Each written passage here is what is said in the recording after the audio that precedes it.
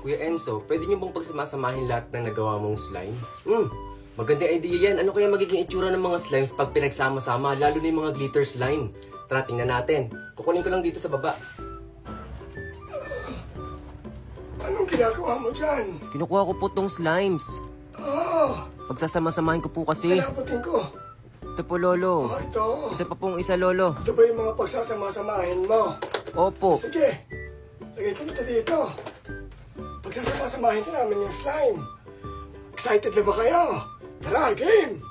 Buksan mo na yung unang Tupperware. Opo, Lolo. Ito na po. Ang una ko pong imimix ay itong emerald at ruby na slime. Wow, pareha silang maganda. Opo, Lolo.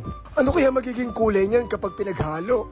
Yun nga po, Lolo, excited na rin ako makita. Kumuha po ako ng kapirasong emerald slime at kukuha din ako ng kapirasong ruby na slime. At ngayon ay ready ko na siyang paghaluin.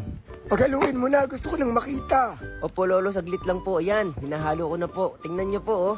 Wow! Ano kaya magiging kulay nilang dalawa, no? Kapag napaghalo mo na, anong gagawin mo? Ipaghahalo ko po silang lahat. Talaga? Opo, para makita natin kung ano talaga yung magiging kulay nila. Tingnan mo, Lolo, yung kulay, oh, ang ganda. Naging bronze slime. Opo, naging bronze slime. Ang galing po, no? Oh, yan naman yung gold at silver. Opo, Lolo. At tingnan nyo, napaka-stretchable ng silver slime. Ano naman kaya magiging itsura niyan kapag pinaghalo dun sa gold? Excited na rin ako makita, Lolo. Tingnan mo yung gold slime, ang ganda. Isa ito sa pinakapaborito kong slime. Tingnan natin kung sino ang mas magwawagi sa kanilang dalawa. Paghaluin mo na. Ayan, Lolo, pinaghahalo ko na. At tingnan nyo po, oh. Parang mas lumalamang yung gold. Oo nga po eh. Pero ang ganda pa din, oh. Ngayon naman, ihahalo ko na siya dito. Wow!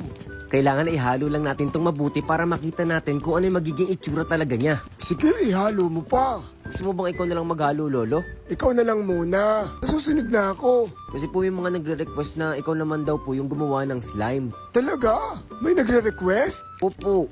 Sige ka mo sa susunod. Ako ang gagawa ng slime. Ang ganda naman ng kulay niyan. Naging kakaiba yung kulay. At mas magiging kakaiba pa po ang kulay niyan kapag nilagay ko na tong amethyst slime.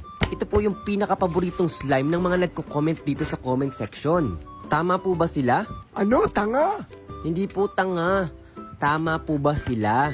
Kung tama ba silang maganda yung slime na yan? Opo. Oo naman. Napakaganda at napakatingkad.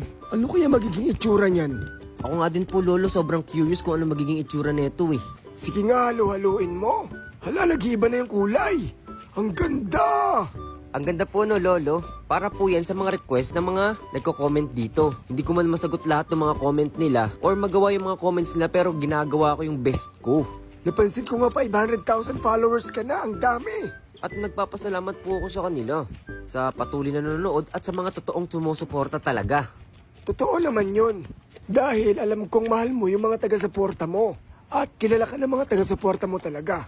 Sa sobrang daming yan, ay hindi lahat magugustuhan ka. Pero doon ka mag-focus sa mga taong nakafollow sa'yo na gusto ka talaga. Hindi dahil sa may makukuha sila, kundi masaya silang napapanood ka. Oo nga po, Lolo. Tingnan mo, Lolo, ang ganda naging rose gold na yung kulay. Hindi nyo napansin, no? Ilagyan ko na rin ng mata. Anong ipapangalan mo dyan, Lolo? Wow, ang ganda! Ang pangalan niya ay Rosie G. Sila kaya anong papangalan nila? Teka, Lolo, papakita ko na. Ito na, oh. Tapos na yung pinagsama-sama nating glitter slime, yung mga sapphire, emerald, gold, silver, at amethyst. Oh, di ba ang ganda? Tingnan nyo yung naging kulay niya, naging rose gold. Ganda, no?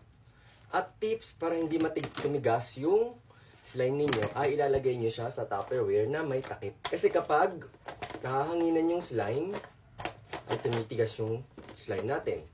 So para mas ma-preserve natin siya ng mas matagal at malaro natin mas matagal, ilagay natin ito sa Tupperware. Okay?